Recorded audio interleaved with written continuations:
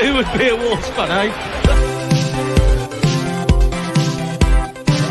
On goes Bull. People might yet win it here for Wolves. Flash in the shot. What a goal! Moutinho in all its magnificence.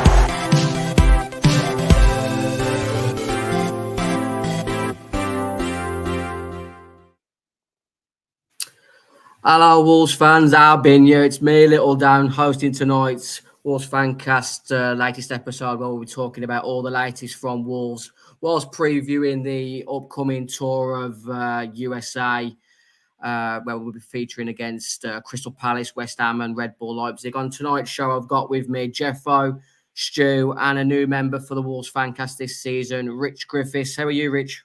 Yeah, good. Thank you for having me. Thanks for coming on, Rich. Tell the fan base, the Fancast fan base, a little bit about yourself. Obviously, the Facebook page, or social media page that you run with Eddie.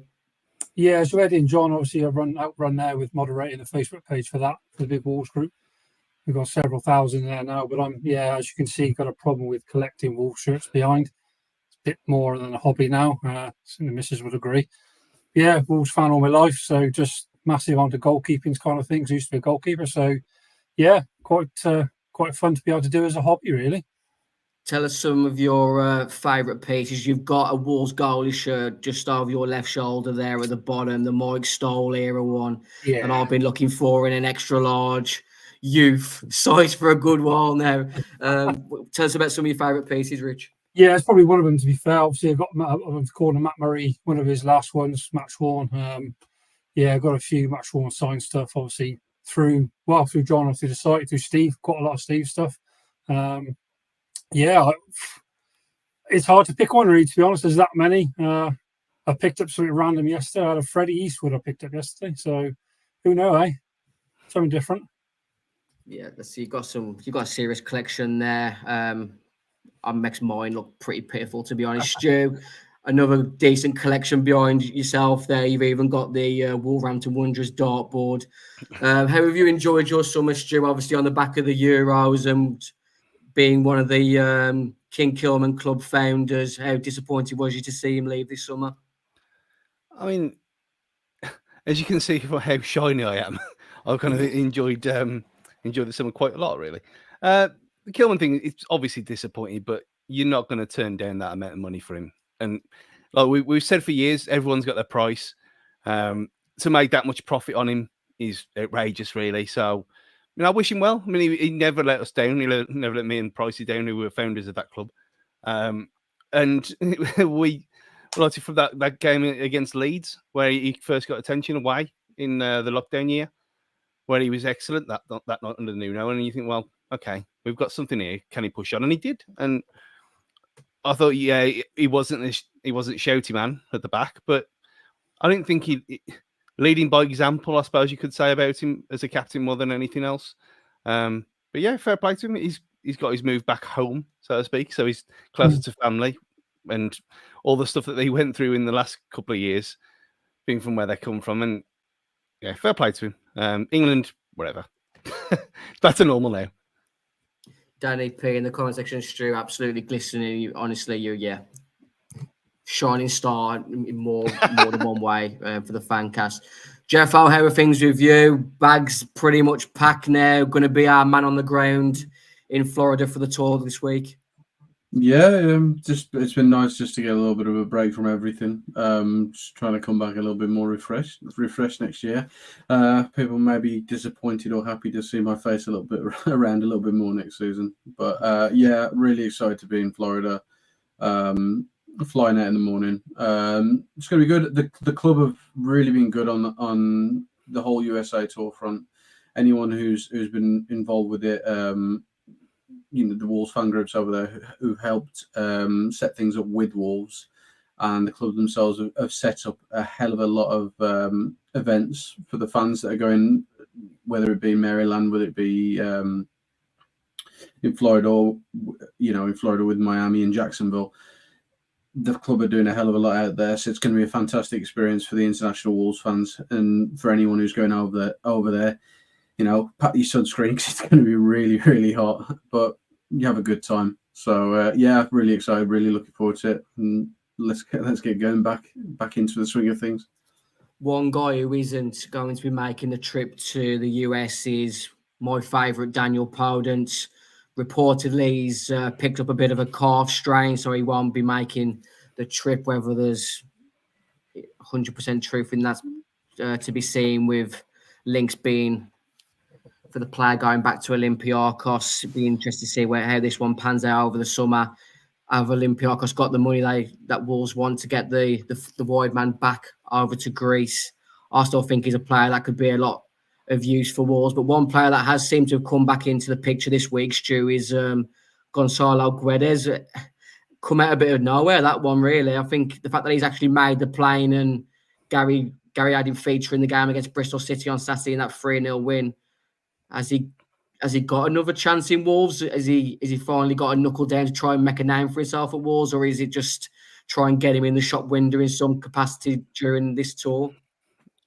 I mean, you'd imagine it'll be the second, really. I know that some of the photos that were coming out today, he didn't look best pleased to be there, but maybe just he's got a resting bitch face. Who knows? Because he's never looked happy for the entire time he's been here. But maybe that's just how he looks. Who knows? I don't like him. I've been very open about this from day one. Well, from day -4, when we first linked with him 4 years before he signed. Didn't want him here in the first place. Never liked the bloke. But saying that, Gary O'Neill wants him here, and he knuckles down, turns himself around. Fair play. I'm not gonna be screaming his name and singing songs about the guy, but I'm not gonna get on his back. You don't do that during the games anyway. But I'd be shocked if he's still here in September when that window closes.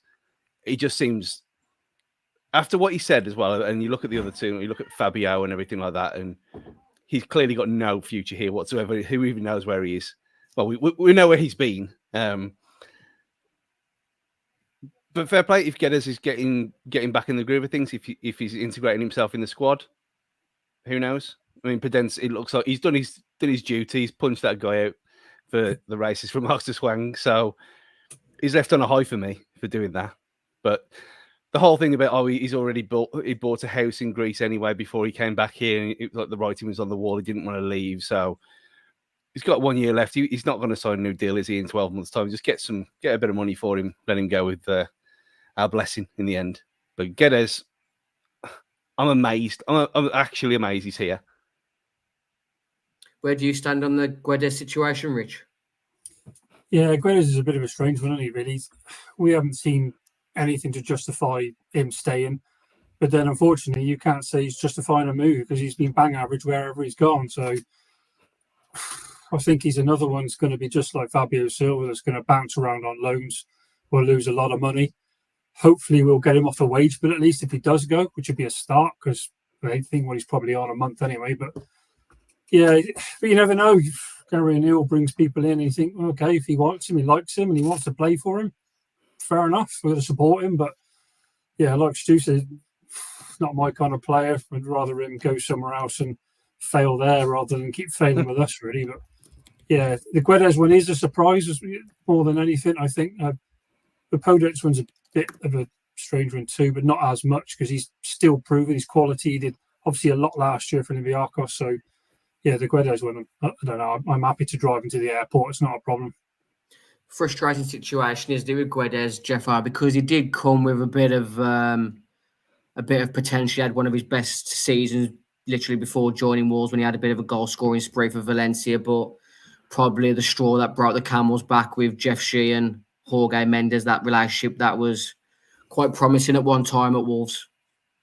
Yeah, it's tough because at the end of the day, he's just a human being. He's been put in the middle of a lot of this move. If it is true that he didn't want to come here, then I can't really blame him. But essentially now, I think as an individual, he's got a 3-4 week interview / audition period. Because as with any player who's come back in, Gary O'Neill will want to see them. You know, let's not forget that he came in one day before the season started last year. So he hasn't seen a lot of these players. He can go off what scouts tell him. He can go off what reports say. He can go off what he can see if he watches them, if they're playing at other clubs. But to actually be hands-on with the player and actually get an understanding of who they are as a person, is going to be crucial to what O'Neill does. If we can somehow get lucky with Guedes and his attitude is right, we can get him doing something on the football pitch. A la what Hwang did. He took Hwang up to another level. O'Neill has.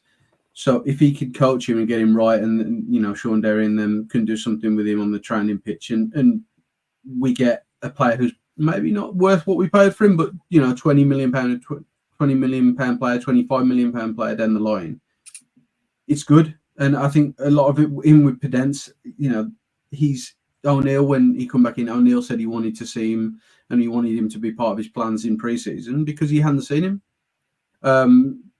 With Danny Pedence, maybe if he wants to go off somewhere and he's made his mind up, then that's fair. But if the paper isn't signed and things aren't signed off and the dots aren't all of that sort of stuff, and that it's ain't all finished, then there's still a chance. And for somebody like him, I want to see him succeed, whether it's at Wolves or not, because I want to see everyone succeed. So hopefully O'Neill has a plan for him and it works, and we end up with another fantastic player as being part of that front three. Because at the end of the day, we don't know where we stand in the next few months with players leaving and coming.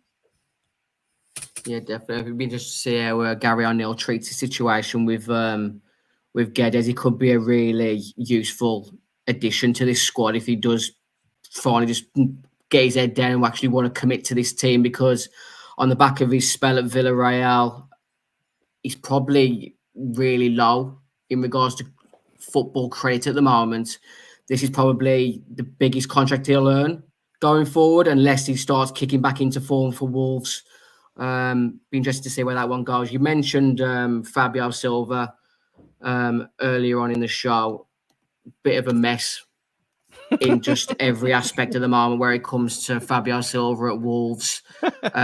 He's spent way too much time with Xavi Simons at PSV. He's never took on our Luke Thompson's suggestion of getting a, fade cut, further his sleeve tattoo, footballing ability.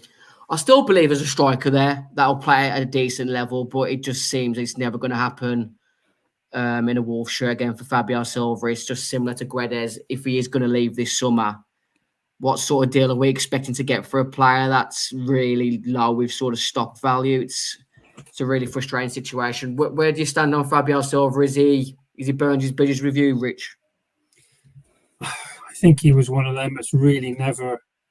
He's been given a couple of chances, to get me wrong, but being thrown in as a number 9 for Wolves, big deal anyway, when obviously Raul went down with his injury.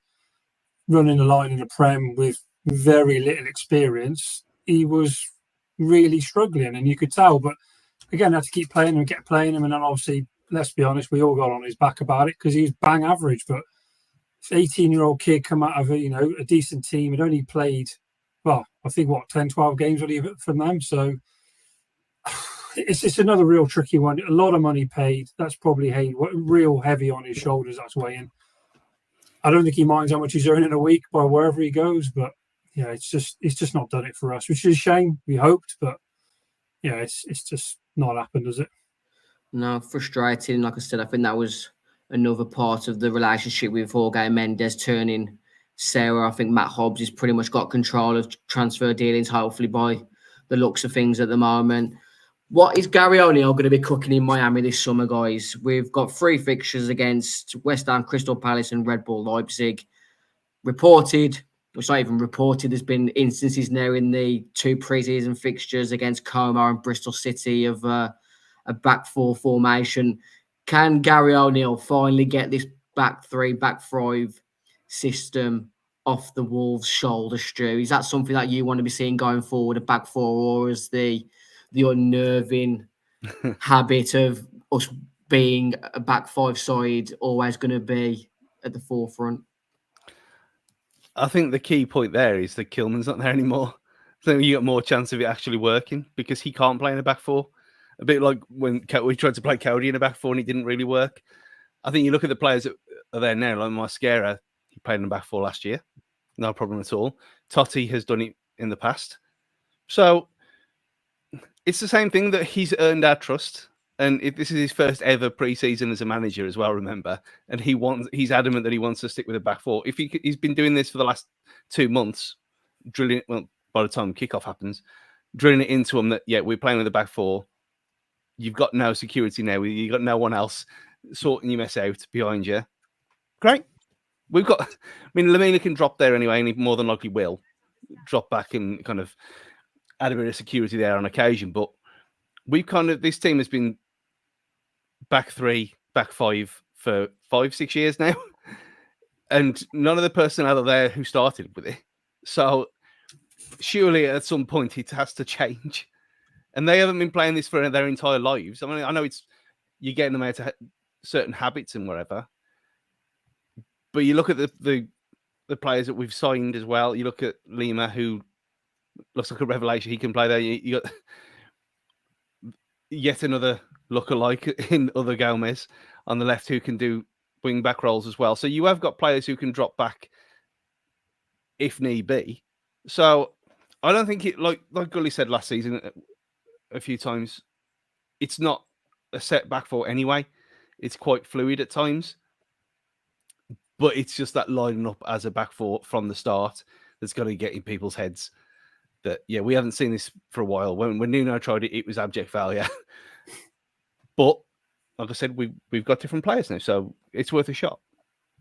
Jeff, Stu just mentioned there about Kilman not being overly comfortable in a back four. I made a comment, I'm not sure whether it was in a WhatsApp group or just out and about, that I don't believe we've got a defender at the club currently, apart from maybe Yerson Mosquera, who is comfortable in the back four. Are you overly confident in a formation change with a back four? I'm not too concerned about the formation change. But yeah, circling back to what Stu says, I mean, when you look at Kilman obviously came from non-league football with Manston, and he earned like what he did at Wolves, and he basically grew as a footballer within the Nuno years. So all he's ever known in a truly professional game and being coached at any sort of high level is a back three, back five system. He's never really been coached properly in a back four system by a high level coach.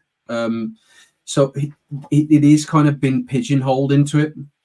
And what you might see now with Kilman going to West Ham is that they have to adopt to it, and they need to have a back three system because now he has to step up. He's got the price tag on his shoulders. He's got the ability to play in any system, really. He's a fantastic footballer, but he's got to be coached to do it right, and then to understand what's causing him to not be able to do it and put that into his game. Because, like I say, he grew up in a back three, back five system.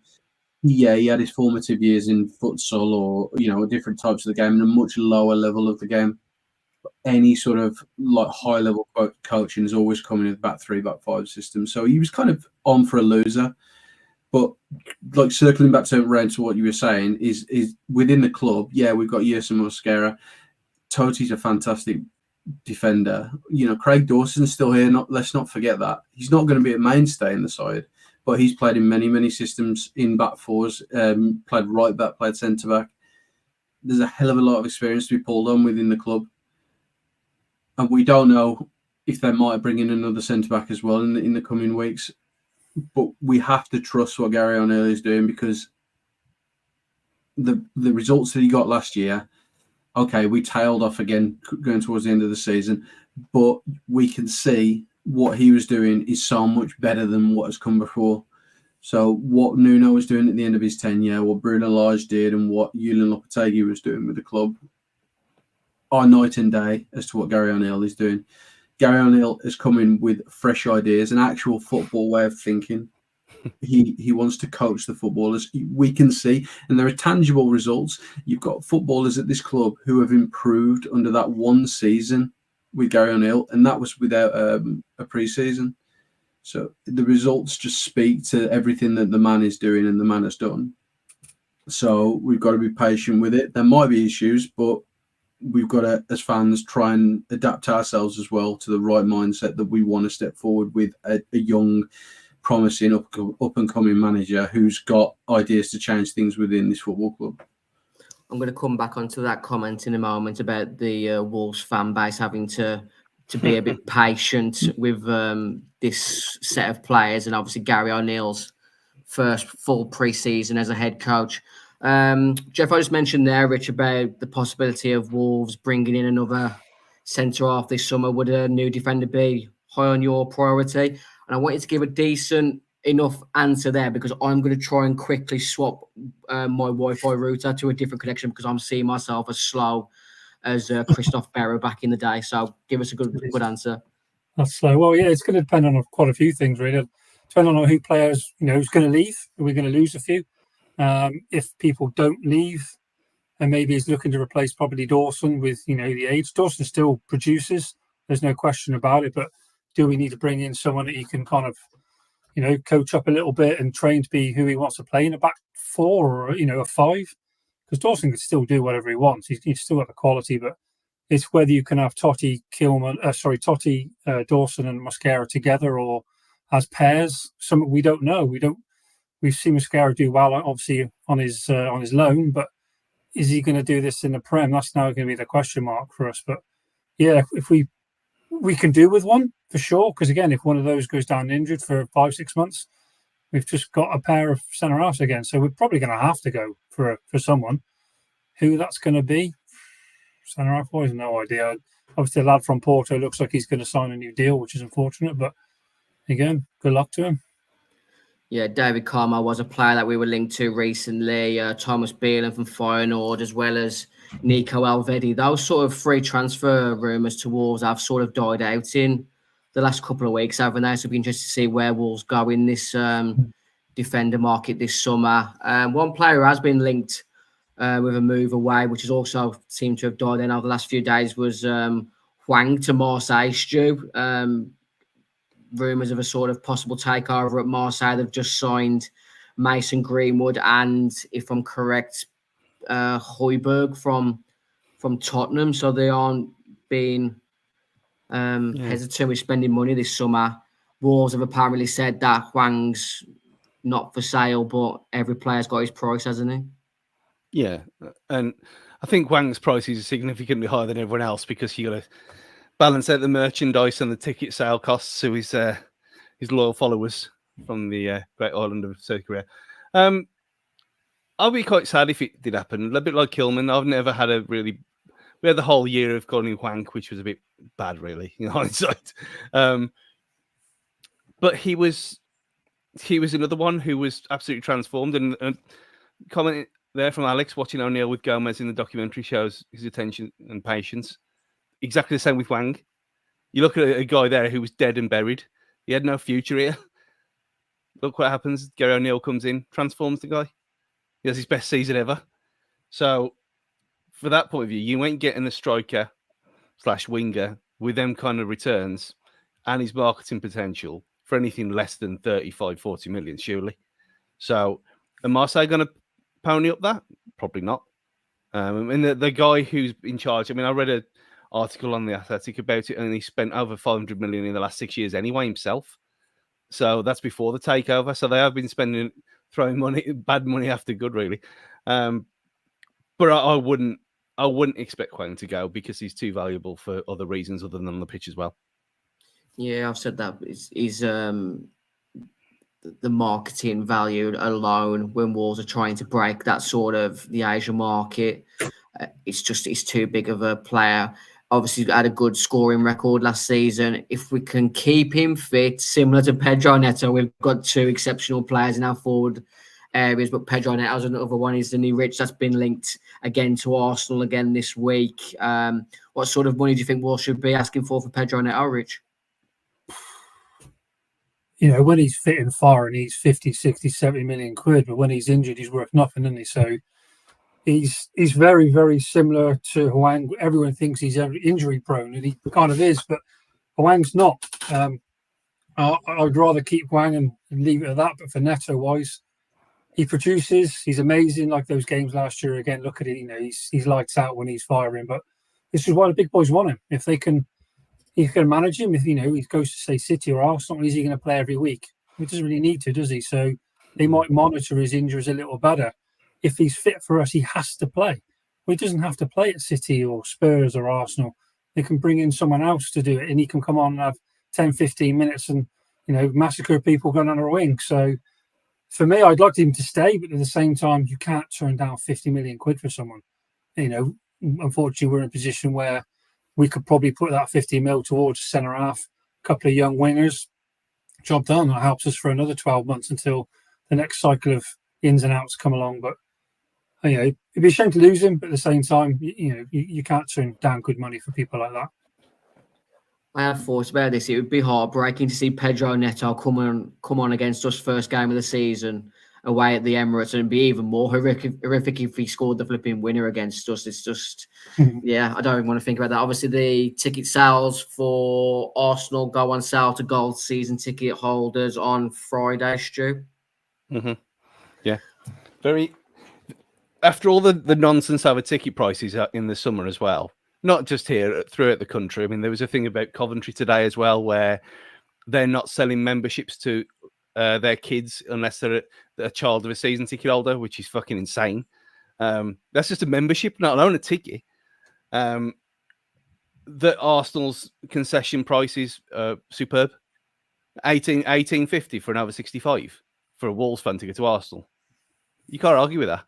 I know it's the £30 cap is what it is, but we've seen other clubs like Villa took 50p off last season, and West Ham are doing the same this year, apparently, by the looks of things. But for a rare Arsenal win, fair play to them.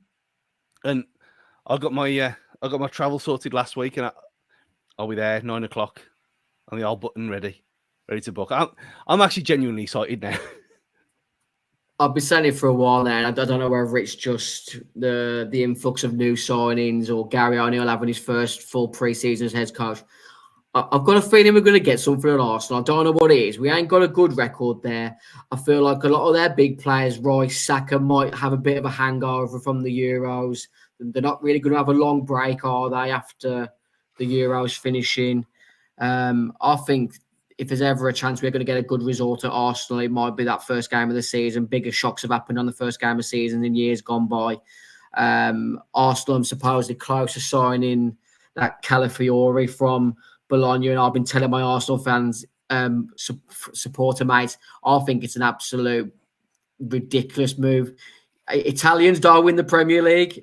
There's a hoodoo, there's a jinx when it comes to Italians winning the Premier League. And if Arsenal sign Calafiori, you best put your money on someone else winning the league. And sickeningly, I think Villa are an outside chance for the title next season. Oh, come on! I think they am, Stu. No, they're not. It's Unai Emery. He's a top quality manager, and they've chucked money at it again this summer, which pains me because goal line technology should have sent them down however many years ago. Let's forget about the Villa for a second, because Jeff, I did mention a few minutes ago about how Wolves fans are going to need to offer a bit of patience and support to this Wolves side if there is a formation change this summer. But could we have possibly picked three worst teams to have played in pre-season with our we haven't got a good record against Crystal Palace away. I know it's in America, but it's still away in my eyes. You've got the Lopetegui and Kilman vibe with the West Ham fixture, and Red Bull Leipzig. They're a good quality side. I agree with you, Jeff. They've got to give this team support and have some faith, but I couldn't have picked three worst teams for Wolves to feature this summer. But how excited are you to actually go across to Florida, Jeff, and see Wolves come up against these three sides? And obviously, I think there's a bit of a meet and greet this week as well. Oh, a fantastic experience. I mean, I'm sad that I'm not going to be able to go to all three, but just going to the one, it's just going to be a fantastic experience. It shows how far we've come as a football club. We were happy when we were doing pre-season tours in Ireland, and then Benidorm, and now we're doing the Eastern Seaboard of America. It's fantastic, and the things that the club are doing, they're setting things up. They're setting up football games where Bully's going to be manager. They're setting on meet and greets with players and fans. They've had to shuffle things around in recent days because of injuries and things that have gone on with players. But the fact that the club are very front forward, front with thinking with a lot of what they want to do, and they want to get these fans involved. But as always, Wolves give with one hand and take away with the other. And that probably segues quite well into what Danny P said in there about what they're doing with international fans. We can get onto that in a minute, but to stay with the positive, there are the fantastic things that the club are doing, and having it so that international fans can meet players, potentially meet Gary O'Neill, and go to games and enjoy it, especially in their setting, and to have this on their own front door, as it were, is a fantastic experience, and long may it continue.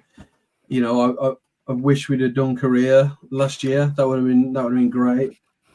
But what will be. But it shows as a football club, and we as fans have to realise how far we've come to be able to set up things like this, and to have the international fan base that we've now got, whether it be in the Far East with Korea, with China, or on the West with America, Canada, and even Mexico. There's still a lot of Mexican Wolves fans, even though Raul ain't here anymore.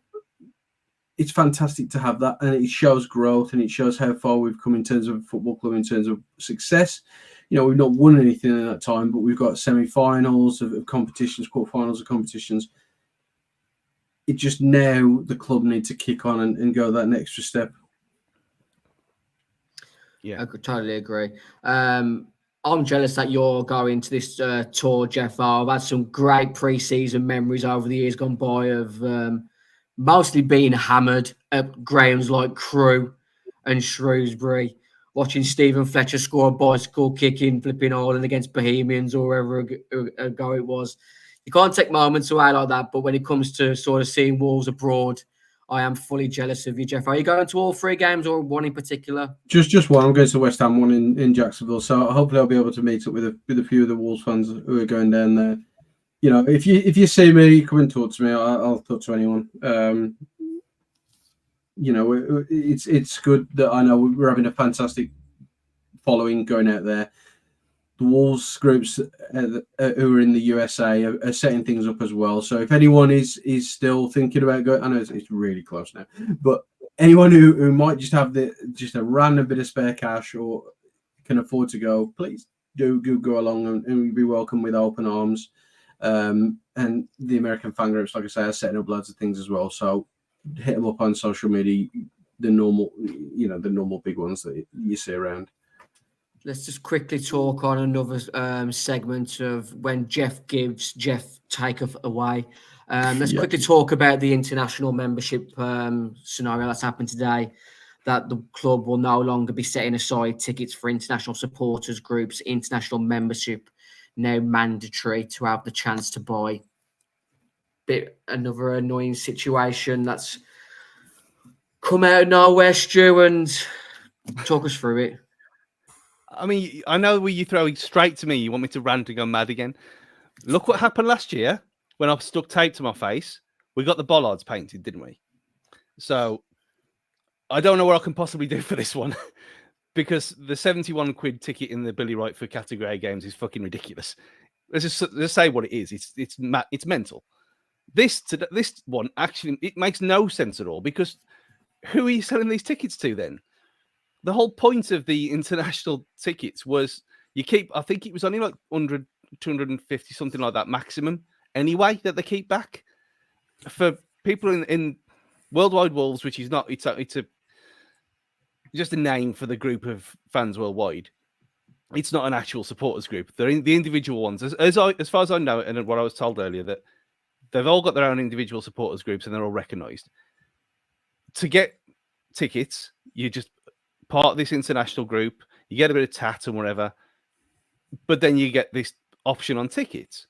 Now, if you've got to buy a membership, how, and like someone, I think it might have been Jafo himself mentioned in the group earlier, how on earth can you possibly plan to come over here when you've got as much chance as anyone from Bilston or John O'Groats or whatever of getting tickets when they're just coming down the road or 5 hours away, and you're expecting people from the other side of the world to come over? on a whim and been not guaranteed tickets. It's fucking outrageous. It doesn't make any sense. And it's not even greed either, because what are you gathering? What are you gaining from this? 35 quid more. I don't know how much the international membership is. Maybe Danny can tell us, but it surely isn't the same as, for the sake of what, 5-10 quid. Oh, here you are. Just make more money and more money out of the people that contributes very little in the overall grand scheme of things. It just makes no sense at all. It just pisses me off, and it pisses everyone else off as well. And there's no need for it. Things were bad enough with the season tickets. Yet 90% of people renewed, including me and you, Dan. So we can't say anything about that, can we? We're part of the problem, but we're addicted. So what are you gonna do? The match day ticket prices, again, stupid. But most games will sell out, so it will be justified again. This one is outrageous. Yeah, there's no other words. Like I said, when Jeff's takeoff away, it's another situation that's uncalled for. Don't know how it's going to benefit. Danny P just said in regards to just got to get a membership, then hope your travel plans come together, then hope you get tickets. I don't feel like, I mean, you might struggle for the, Category A matches, but with the amount of people that you see trying to get rid of tickets on match days, on Facebook pages, on social media, I don't think it'll be overly difficult to get a ticket if you really want to get to a Wolves game in the future. Obviously, a lot of pre-planning will need to take place. Try and DM the Wolves Fancast or all the other Wolves social media pages. I'm sure they'll be able to put a tweet for any international Wolves fans that want to try and get a ticket for a forthcoming match. I want to quickly go back to some of the comments of people laying into me over my Villa comments a few moments ago. Danny P saying, "Oh my God, how far Dan has fallen." I still have a video of Dan tearing down Villa's squad in a pre-season preview. Alex commenting saying, "Not sure if Dan's router has affected his judgment." Just quickly hear me out for a second. I've literally just said, Arsenal are about to sign an Italian defender. Italians don't win the Premier League. No one's ever won the Premier League 5 times consecutively. I know Man City broke the duck last year, winning it 4 times consecutively. Arne Slot, I don't think he's going to be the manager to get Liverpool back winning titles. So that is my only justification for saying Villa are a dark horse. That doesn't mean I want them to win it. I'm just trying to give you a sort of a mindset why I think they're a dark horse, because I think Man City aren't going to win it for a 5th time. Arsenal signing an Italian player to curse themselves there. Liverpool aren't going to be anywhere near the team to win an entire race. And based on last season and Unai Emery being one of the better managers, that's the only reason I'm saying they're a dark horse. Hopefully, I'm just jinxing them by saying they're a dark horse, but that's another situation we'll try and move on from. Stu, I can see you're about to say something there. Go on. Man United will finish above Villa next season. Man United aren't finishing top 6 again this season. I didn't say top 6. I just said they'll finish above Villa. Take with that what you will. They've got the Champions League. They're already thinking they're the big bollocks because they've got Ozzy Osbourne in a video. Let's just wait for the house to come crumbling down. That's what I'm saying. Let's talk quickly, because we started talking about Wolves' pre-season tour. Rich, who do you think is going to be a player that's going to stand out for Wolves this pre-season tournament? Who are you excited to see live on a Wolves TV or another, maybe Premier Sports, as it's been advertised in certain areas? Well, you got to look at, you say, the Gomes and Lima really to see what those guys can kind of do. They sound like they're standout performers and they've got potential. So don't know a huge amount about them as usual. Come out of the blue really for us to get them. So yeah, for me, Lima, obviously he was going to go to Chelsea. Agent Kuna sorted that out for us. So yeah, interested to see what he's going to be doing and how he fits into the plans. Strand Larson, decent, yeah, with the shirt, yeah. Just got to see what he can produce. There's a lot of question marks for the 3 that we brought in, really, that we don't. They're a bit in left field. Maybe you think about outside the box. Can they produce? Let's hope. They stay fit on the tour. They all have a good pre-season and see what they can bring into the Prem. To be honest. Yeah, D Marsden's along with myself. He's excited about seeing this guy Pedro Lima come up against West Ham Palace and Red Bull Leipzig. Liam Keane on the Keane and Judah show declared that he's been massively impressed with Pedro Lima and the sort of the training camp that he's seen so far. Liam Keane was a bit unnerved with him being 18 years old, coming from Brazil, learning a new culture, learning a new style of play. not maybe having the physical frame, but he's been overly impressed with the fullback. And I did say in our WhatsApp group the other day, didn't I, Stu? It's going to be interesting to see who features at right back in that opening game against Arsenal away on the Emirates with Nelson Semedo being suspended after that red card at Liverpool. Yeah, I'd rather him. I mean, it's a 3-game suspension as well. Remember, it's not just the one. So I'd rather him just give Lima a go. Well, what we got to lose? I mean, we're not. I don't. What is the expectation other than what Sir Hobbs has said? Push for Europe. That's not get Europe. It's a push for Europe. So you'd think top half, maybe around 8th, if we're lucky. If we got these young players, give them a go. The only way they're going to get better is by playing. And if you're going to play him from the very start of the season, give him 3 games. If he's not up to it and he's not ready, then Nelson comes back in when his ban finishes. I'd rather that than start the season with Duck there, because we know what he can do, and he is what he is at this age now. Just play Pedro Lima there. If we get tanked, fine, wherever. At least we've tried. But I would rather. I mean, from all the reports have said so far, it sounds like he's not playing like an 18-year-old who's never set foot in the country until a month ago. He sounds like he's been playing here for years. Yeah, Mike Evans in the comment section. Obviously, Nelson Semedo picked up a red card against Liverpool away in the last game of the season, so his 3-game suspension carries over to this season. So we'll be without the Portuguese fullback. He didn't have too bad of a Euros. From the bits that I saw of him coming on, he made a really important block in the game against France, which they ended up going out on penalties. Jeffo, whether it's Wolves TV, in the flesh in America, who are you excited at seeing for Wolves this tour? Yeah, Strand Larsen needs a bit more of a mention as well. I think it's been a long time since we've had a very traditional number 9 in a way. And to have somebody there who can essentially take the mantle that Raul built up under Nuno. With that number 9 shirt, and have somebody who can really challenge what he did and try and challenge that legacy. And if you can do even half of what Raul did here, he'll have a successful career.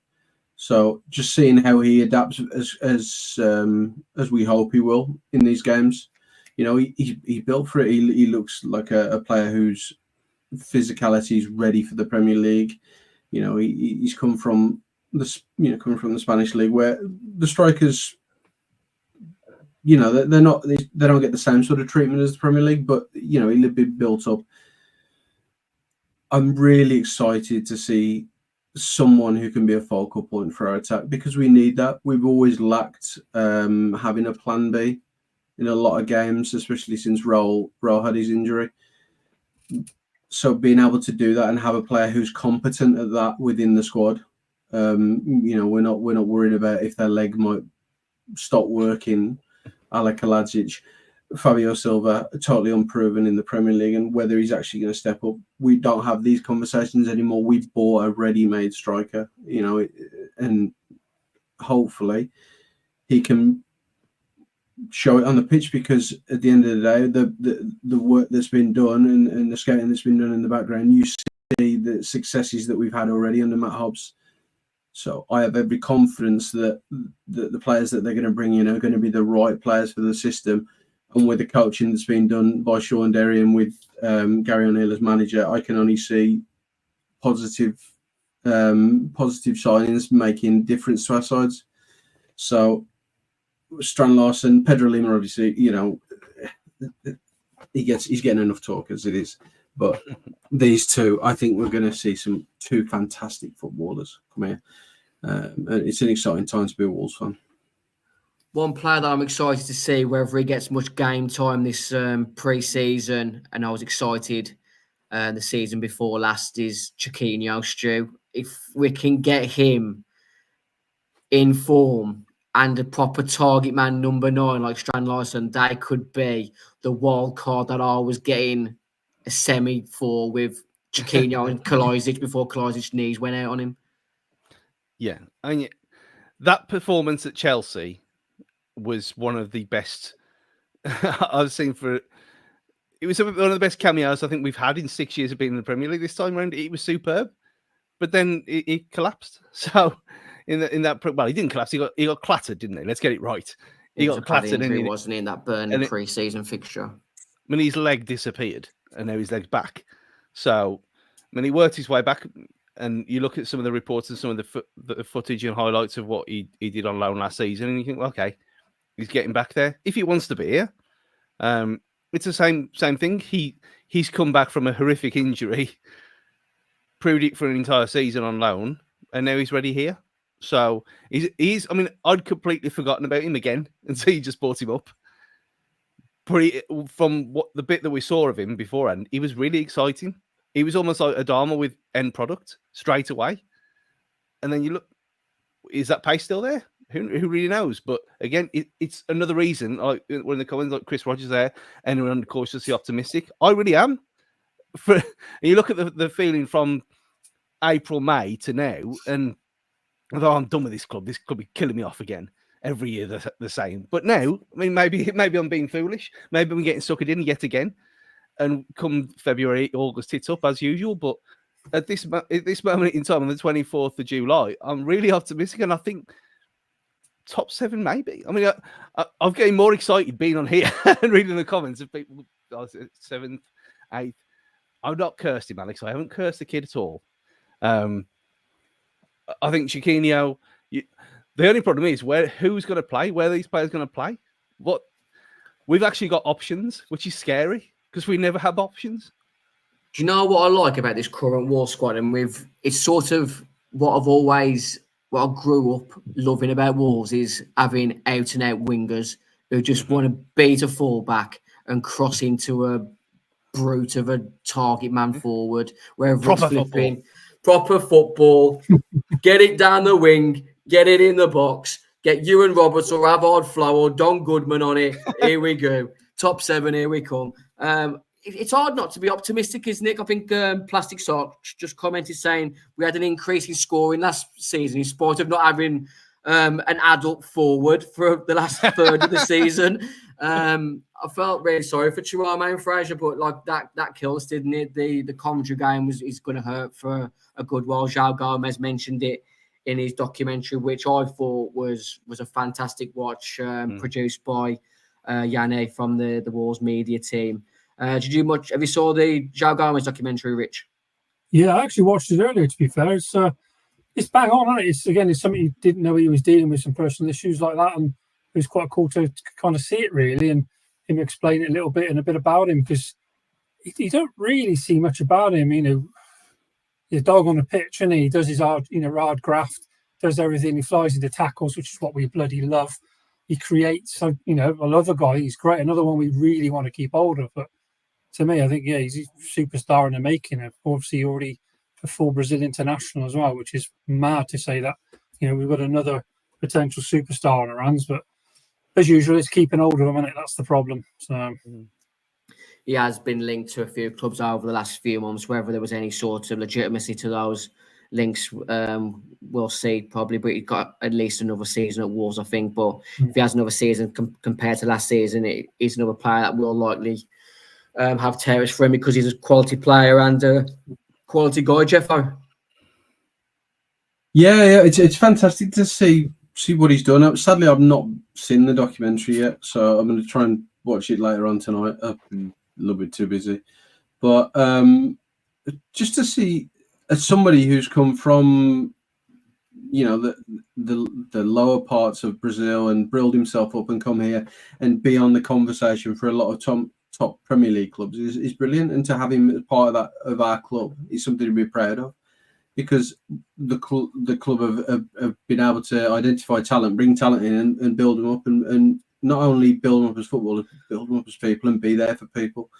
And having that backup now, and having a very good team at Wolves who are there for the players as well, and give them the chance to grow, because that's what we want. We don't want to be spending millions and millions on ready-made players all the time. We want to see players come here as youngsters and get built up. We want to see players come through the academy as well, and to grow and to become top players, because it gives us something to be proud of. It gives us something as fans to hold on to, and it gives us unity and community that we've lost probably in the last 10 years, and having young players come in, like Kilman. He comes in as a young player and gets built up, becomes captain of the club. Having little things like this and little snippets to hold on to, it only brings the fans in closer. And that's what the club needs to continue doing well. There's still a lot more work to be done there, but it's positive. And if they can keep doing that and keep bringing players through and bringing young players like Joao Gomes and build them up, and fans will be happy to see them go to massive clubs. It'll be sad in one hand that we lose them, but we have to understand our place in the football pyramid, in the football hierarchy. And if he goes on to play for a Real Madrid like Jude Bellingham is at the moment, or a top club like that, then we wave him away with our hands held high and say we helped this kid and we built him up and we were a part of his football journey. It's something to really be proud of. You talk about being proud there. I mean, when you watch it, you'll understand, because I think there was one last season, which was the first time I've ever heard a footballer with a stammer being interviewed, like ever. And that was I think it was Northampton or something like that. So like League One, League Two level, not a Premier League superstar, not a full Brazilian international, committing to a half-hour documentary about themselves when they can't speak and be expressive as everyone else is. I thought it was balls of steel stuff. It was really impressive. And the fact that you can see, he's so open about it as well and saying like, yeah, in the past I let it get to me and all this kind of thing. But to see Gary O'Neill's patience with him as well in that little section where he was talking to him about not wanting to play in a 3, and he's incredible. And considering how young he is as well, and he's incredibly switched on. And I think, like you said, one more year, I think he's going to be here for another 2 at least 2 or 3, because he's got that connection with, as long as Gary O'Neill's here, it seems like he's got a connection with him and Cunha and the whole thing about him and how well he talks about him. It's just so lovely to see that he's got like not a playmate because he's a grown man, but he's got someone to relate to. And and the whole campaign about the free Joao Gomes thing, it seems like it's more about the football and the love that he gets here than the actual status of the club. So I think he's here for at least another 2 years, not just this season. Well, we can hope so. It's another one of them things that, all the negativity around the club that we have here, with the season tickets and prices, and then a documentary like this comes out of the blue and you think, Jesus, you didn't realise how close the players are with O'Neill. You don't really know.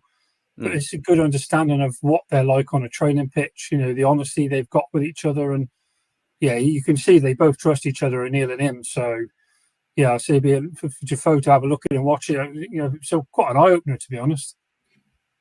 Yeah, I just enjoyed the guy's humility throughout the documentary, like you said. To be fair, you wouldn't have even known he had a stammer when he was speaking English. No? It was rolling off his tongue better than some of our conversation here at times. I really like him. Like I said, I wasn't sort of touting him out to be sold next summer, Stu. I just think with the ability that he's got, he'll definitely have touters again if he has another season similar to last season. He's got an all-round game, which I think will only improve the more he gets used to the Premier League and starts just learning his craft a bit more playing in the Premier League.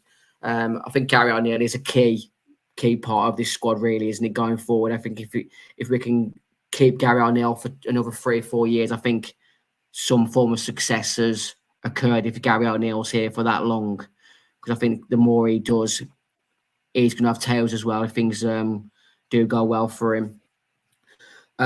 So West Ham is the fixture on Saturday for Wolves, which is, I believe, around midnight UK time. What's your score prediction for that one, Stu? 3-2 goal fest to lure the Yanks in. Make them pay the extra money. Make them see that we want them. It's pre-season, man. Who knows? It's one of them. I don't even care about pre-season, but will I be staying up till midnight when I'm supposed to be on holiday? Yes. It's one of them things. It doesn't make any sense in any world why anyone should be subjecting themselves to this again. But I've got a feeling it's going to be a really good game. So yeah, I think I'm going to stick with it. 3-2. Yeah, I'm backing us for a win on Saturday. I think we've got more of a valuable squad than what West Ham have got for their guys. I think obviously Jared Bowen, Souček, a few others will all be still on their Euro break. So hopefully we can explore that. Kudus is going to be the one that we need to keep an eye on the weekend. I think he's a player that should be playing for a better club than West Ham. I think if he has a good season this season, I think he'll be one of the players that leaves soon. Rich, have a quick prediction for Saturday's game. We won't hold it against you. Well, I'm going to say Wolves win, obviously, but it also depends on if where's Foderinham's playing for him, because they've actually signed him from Sheffield United on a free. So if he's playing, it could be a goal fest for us, let's be honest. He's pretty poor. So, yeah, we can hope for a 5-6-0, go into the next game full of joy. But, you know, we like to get excited and overjoyed. At the moment, we beat Bristol City comfortably 3-0. Okay, it's pre-season, but winning's winning. We've got to get a culture going where it's not expecting a win. We just win. Just get it done, however means necessary. Pre-season not. Stay with injuries, get them, you know, be fully fit for the start of the season. I'm not overly worried if we do lose, to be honest. I just want fitness to be the key. Get game time for these lads. Just get to the start of the Arsenal game and go, right, we've got a 14 to pick from. We've had a decent run out for the last, 6-7 games pre-season and go from there. But let's go 4-1 Wolves. Yeah, I'll take that, Rich. I'm not greedy. 4-1, 3-1 Wolves. I ain't greedy. If we can just get a draw and Strand Larsen just opening his account, just to build a bit of confidence there, I'd be happy with that. Jeffo, little quick prediction. I'll just go quick 2-0. Like, I think do it. Like has been said, better squad available, so hopefully get the players firing. I mean, come on, let's just stick it to Lopetegui this weekend. Let's get the West Ham fans on his back straight from the off. 6 years ago today, Wolves opened their marquee vineyard with the signing of Joao Moutinho. Stu, one of the greatest players we've ever seen in the Wolves shirt. Yeah, I couldn't believe it when that happened. I mean, because there was talk about it, wasn't there? And there was talk about Pepe as well. The fact that Pepe is still playing is ridiculous. But I was overly excited. Like, he should have been in the Premier League years before. Like, he was linked to Spurs over and over again, and it just never happened for him. But he came here, and them two, that first 18 months, he was the best player I've ever seen in a Wolves shirt. He just is. And yet Neves has been superb, and Raul and Cunha's pushing his way up there. But Joao Moutinho is just a class act on the pitch. Just superb. Yeah, just pure Portuguese camembert. Rich, your thoughts on Joao Moutinho? Oh, can you imagine if we had him prime 26-year-old? Yeah. He's incredible. Every team he's been at, he's been incredible. I don't think you can say anything negative about him apart from how it kind of ended with us, really. Bit of a escape out the back door by the look of it.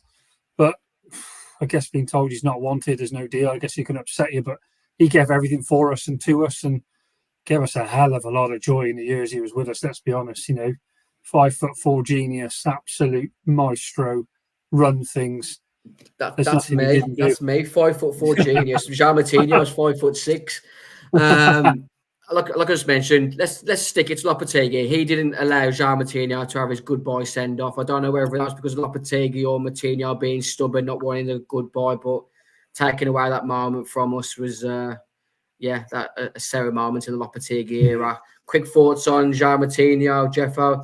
The whole world since that pandemic has just completely messed up my time span of life because it doesn't feel anywhere near like 6 years ago. It feels a lot longer since he signed. Oh yeah, he'd been that pivotal to that squad that it felt like he'd played here for 10 years. Like he needed a testimonial when he left. I think that's what he heard so much. But yeah, I think I just echo what the guys are saying, that he's a fantastic footballer. To see somebody with so much class, the temperament that he had to play in a Wolves shirt, a natural born winner. The guy had a fantastic football career, and he's still going. But like everything that he did previous to Wolves, with Portugal and at club level, to have somebody like that play for Wolves, it's something that we hadn't seen since Paul Ince came and was captain at Wolves. And so they happen once every 20 years. For us to see it and to be Joao Moutinho, we're truly blessed as football fans, and I think we'll look back at it in 10, 15 years ago, even more so. We'll be teary-eyed about it and upset about the way he left. But we'll remember the good memories and the fantastic goals that he scores. Scored only 5 goals for Wolves. I think we posted on our Twitter earlier. The 5 goals were 2 against Man United. Obviously, the one was a winner under Bruno Lage. Someone just commented about his Bournemouth free kick. That was another special goal. Brentford winning away at Brentford in that January under Bruno Lage, where we went on a bit of a run, was another special goal. Special player, special man.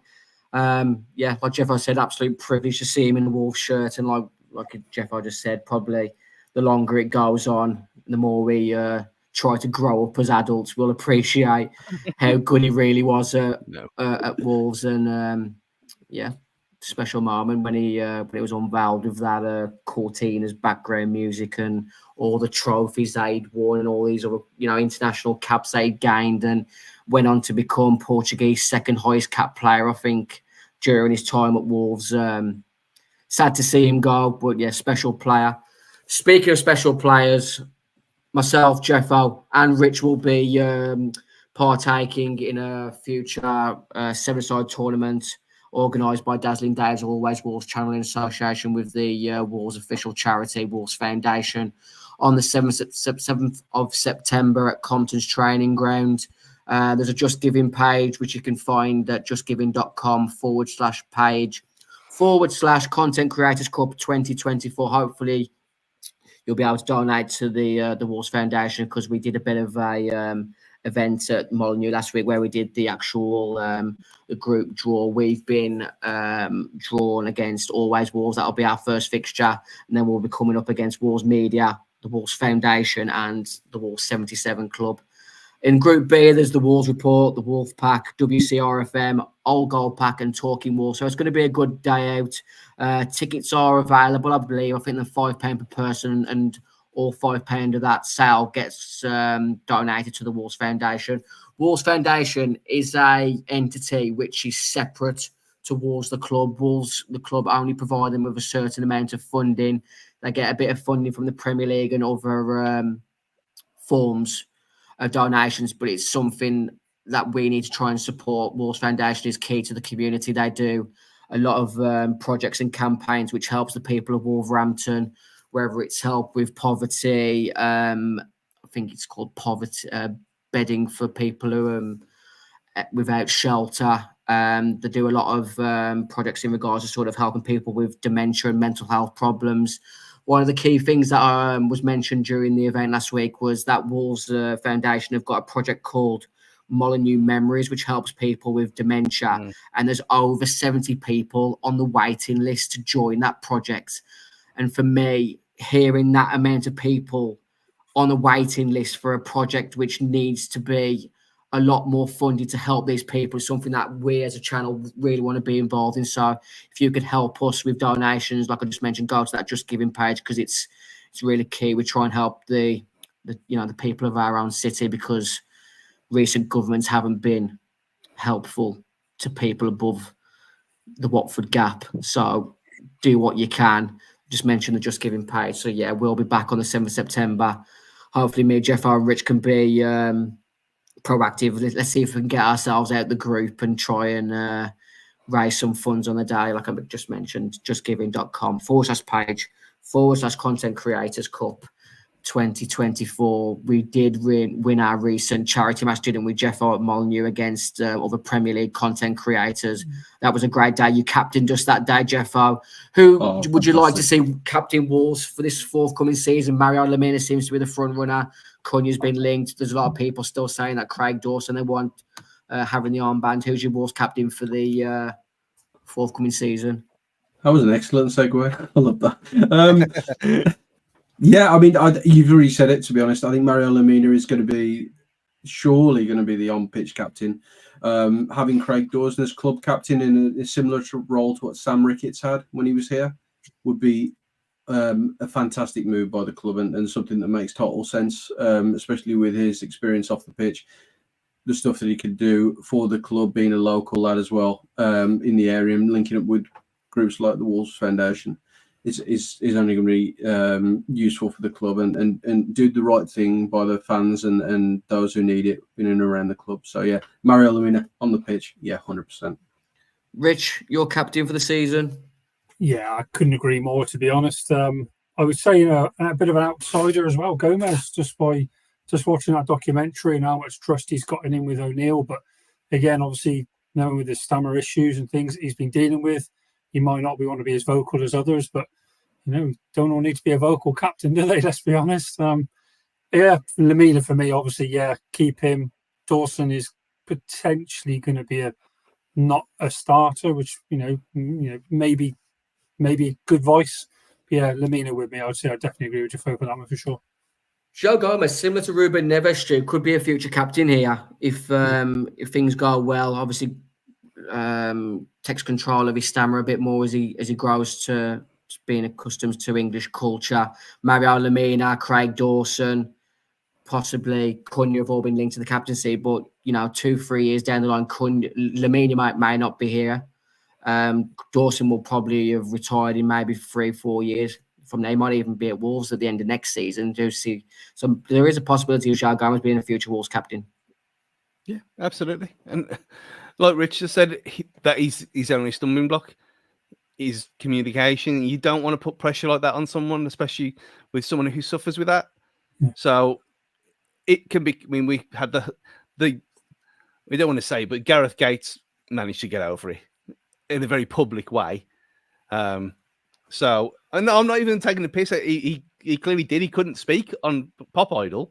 I just think it's funny that you brought up Gareth Gates. How you just managed to get Gareth Gates into a Wolves Fancast episode. I applaud you for that. We're not throwing Joao Gomes under Katie Price to control his stammer streak. No way.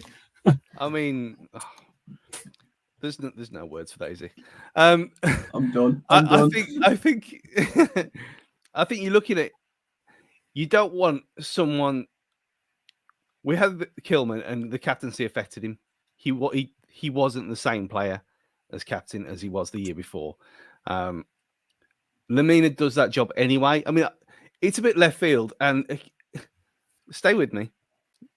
I can't remember the last time it happened, but if you have a goalkeeper as a captain, you still have to nominate an outfield player as your spokesman. So why not give it to Jose Sarr, and then there's Mario Lemina is nominated, so then he can't get sent off ever again for talking to the ref. The FA will find a way, Stu. They've got a whole chapter and verse on how to loophole Wolves into frustration.